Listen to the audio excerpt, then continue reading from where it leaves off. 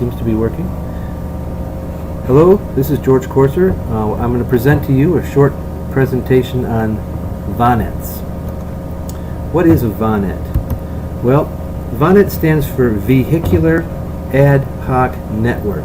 So it's a vehicle network, digital communications between cars and trucks, and also roadside units, antennas and buildings and what have you. Why would you want digital communication between them? The same reason you want digital communication between anything, to relay information like internet information and so forth. You can communicate between vehicles. The red lines here show inter-vehicle or V2V communication. You can communicate between vehicles and roadside units. It could be a grocery store or a land, it could be a traffic light. It could be anything that's on the roadside. And the blue lines indicate vehicle to roadside communication. And then sometimes, even within a VONET, you may have inter-roadside communication, like between two traffic lights or between traffic light and other types of devices. So let's take a look at the kinds of things you might do in a VONET. First of all, there's basically three things that you would do in VONETs. One of them is safety management. The other one is traffic management. And a third one is internet services, like YouTube or anything else, an internet service. So let's take a look at car A. Car A is very close to car B. Those two cars might be driving together for quite some time, and at any time one car might get too close and might even be in a position to get into an accident with the other car. If these two cars have digital communications that are fast enough to recognize that that's going to happen before it happens, it could alert the drivers. In future versions of cars, if those cars had driverless control, where there's no driver controlling it, theoretically the digital communications could make sure that the cars never crashed, as long as they had the capability to stop, right? So safety is a big issue there.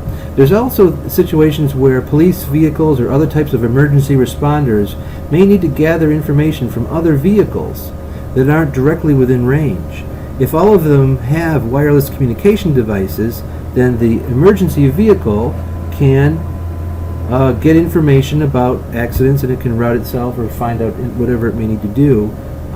That's also a safety issue. So if we have car C here, C is for cop in this case, we might have safety issues there where the emergency responders can get information from other cars. Now, there are situations too where traffic gets congested. These roads we see in this picture, there's not too many vehicles, but if you've ever driven in Los Angeles, you've probably seen some pretty major traffic jams. Well, let's suppose there's some traffic manager who has a big screen and he can see where all the cars are.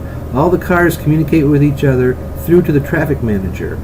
The traffic manager can probe all these vehicles to find out where they are and where they're going, and the traffic manager can change traffic lights or can maybe make different decisions in the traffic real time, so that he can optimize the flow and minimize the congestion of road traffic. So we've talked about safety and we've talked about traffic management. The third one, and that's probably the one that most of us are familiar with, is internet communications. Suppose you're in your car and you want to watch a YouTube video, or you might want to get Google Maps, or maybe even the navigation features that you find on your mobile phone. Well, you're not supposed to use your mobile phone while you're driving, right? But if your car had an audio feature where you could activate the thing with words, and you'd never have to take your eyes off the road, you could just talk to your navigator and the navigator could talk back to you. That requires a lot of processing, so you might have to go to the internet to be able to get it. But you can imagine some car here is hopping his request all the way through to the internet and getting all the information all the way back there. So you've just heard three ways of handling services within a VONET, a vehicle ad hoc network. One is safety, two is traffic management, and three is internet services. We'll come up with more videos later on more details of this technology. Thank you.